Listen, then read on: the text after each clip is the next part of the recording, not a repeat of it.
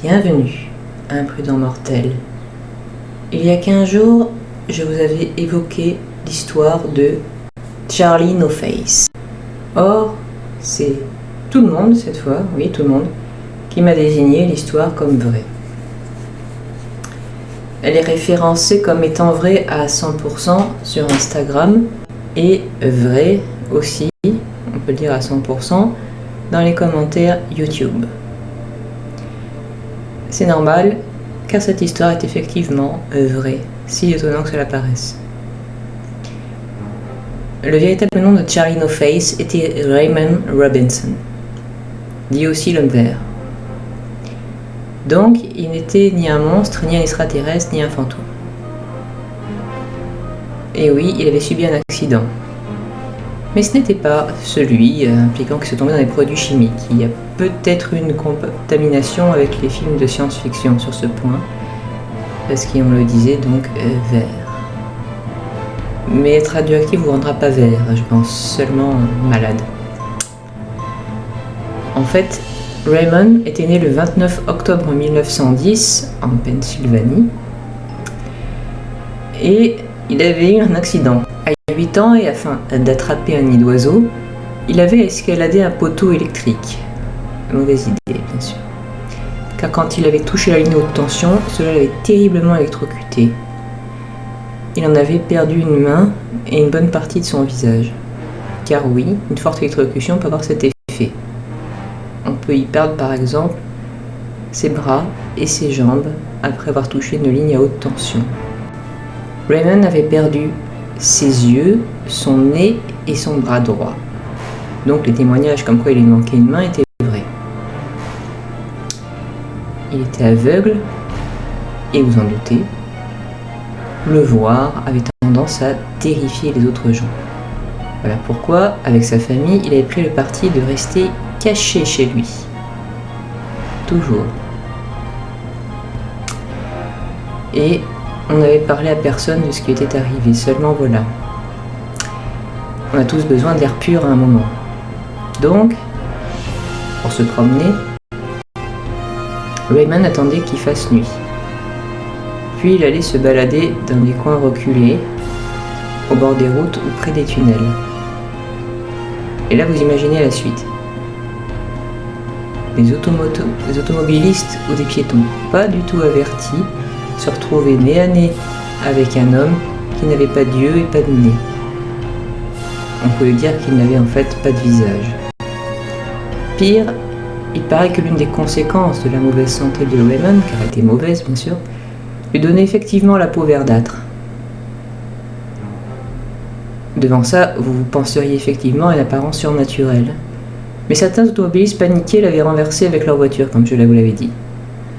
En partant le ramasser ensuite, ils pouvaient constater que c'était un être bien vivant. Raymond a peut-être déjà raconté son histoire à tous ces gens-là. Et puis bien sûr, ceux qui l'avaient connu, les amis par exemple qui avaient assisté à son accident, ont peut-être déjà parlé de lui aussi. Voilà pourquoi une partie quand même des habitants de Pennsylvanie avait une idée de qui il s'agissait, sachant qu'il habitait à Beaver Country. Dans la journée, pour gagner sa vie, Raymond fabriquait certains objets de ses mains comme des paillassons ou des ceintures ou encore des portefeuilles, on dit avec des pneus de récupération. Il aimait écouter la radio et avait appris à lire en braille. Il vécut jusqu'à l'âge de 74 ans, jusqu'au 11 juin 1985. Entre 1910 et 1985, vous en doutez, il avait eu le temps d'être aperçu par pas mal de gens.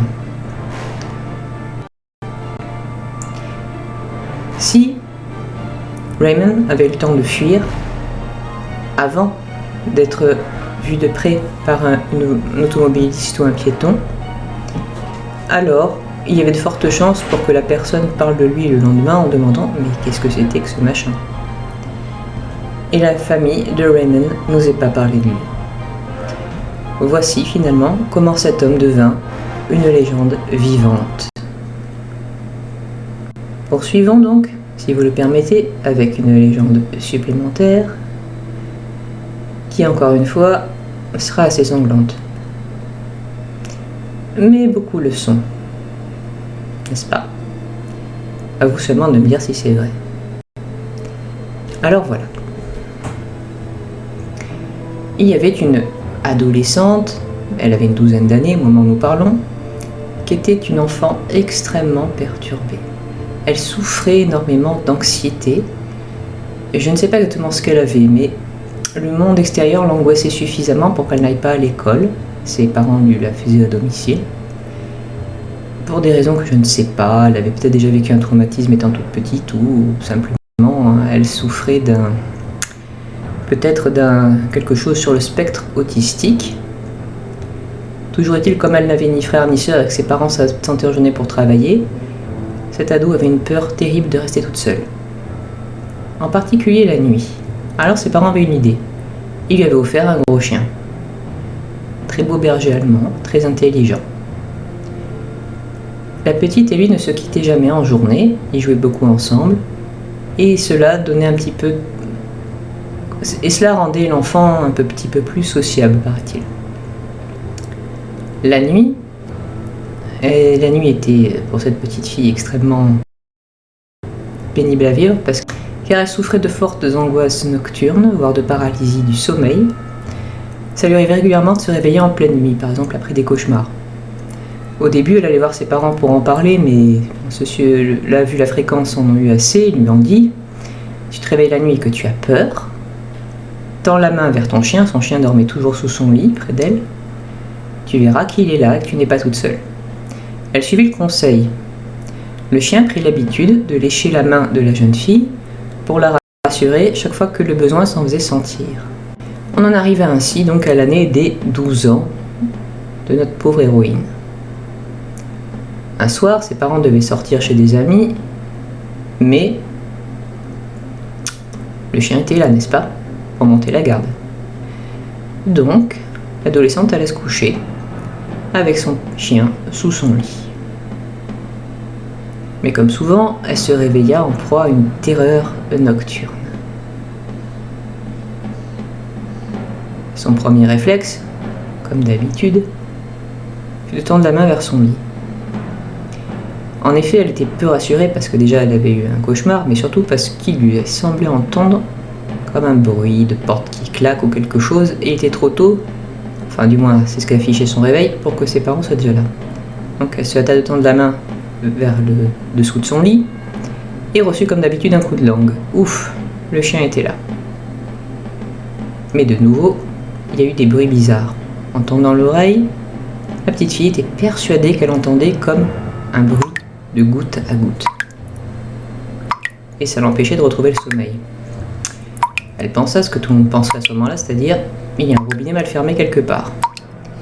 Elle sortit donc sur le palier pour essayer de le trouver. En tendant l'oreille, il lui semblait que ça venait de la salle de bain. Logique. L'évier ou la baignoire devait avoir un robinet mal fermé.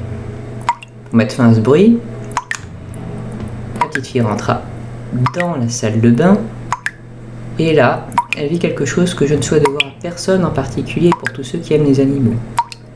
Son chien qui était mort, et pas mort n'importe comment. Il avait la gorge tranchée. Et comme si cela ne suffisait pas, quelqu'un avait suspendu la pauvre bête par les pieds à la tringle du rideau de douche.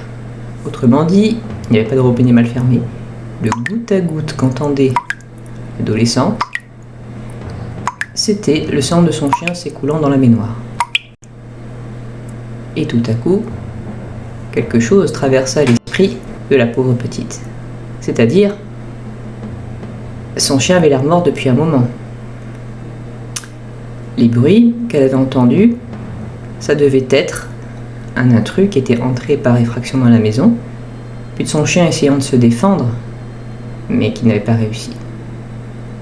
Or, en se souvenant bien, la petite fille se dit « Tiens, j'ai senti mon chien me lécher la main, pourtant j'entendais presque en même temps le bruit du goutte à goutte, donc il était déjà mort.